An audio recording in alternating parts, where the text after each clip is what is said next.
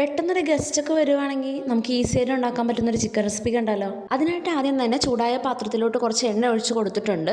2 വലിയ സവാളയും കൂടി ഇട്ടിട്ട് നന്നായിട്ടൊന്ന് മിക്സ് ചെയ്ത് കൊടുത്തു. വേഗം ഒന്ന് വഴണ്ട് കിട്ടാൻ വേണ്ടിയിട്ട് കുറച്ച് ഉപ്പുകൂടി ഇട്ട് കൊടുത്ത് നന്നായി വഴറ്റിയെടുത്തു. സവാള നന്നായി വഴണ്ട് വരുമ്പോൾ 2 പച്ചമുളക് 4ആയി കീറിയിട്ടതും ഇട്ട് കൊടുത്തിട്ടുണ്ട്. ഇഞ്ചിയും വെളുത്തുള്ളിയും ചതച്ചത് 1 ടീസ്പൂൺ ഇട്ട് കൊടുക്കുന്നുണ്ട്. കട്ട് ചെയ്തിട്ടാലും കുഴപ്പമൊന്നുമില്ല.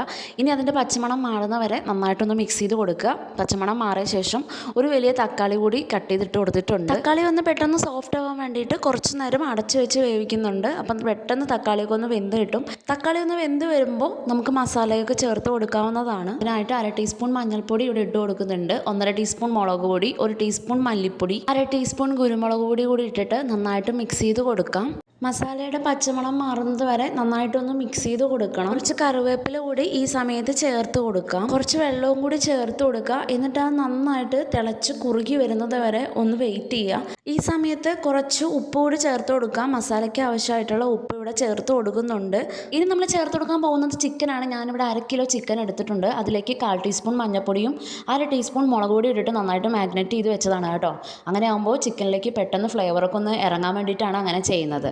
അപ്പോൾ അതുകൂടി ഇട്ടിട്ട് നന്നായിട്ടൊന്ന് മിക്സ് ചെയ്ത് കൊടുക്കുക. ഇനി ആവശ്യത്തിനുള്ള വെള്ളവും കൂടി ഒഴിച്ചിട്ട് നന്നായിട്ട് ഇളക്കി അടച്ച് വെച്ച് വേവിക്കാവുന്നതാണ് കേട്ടോ.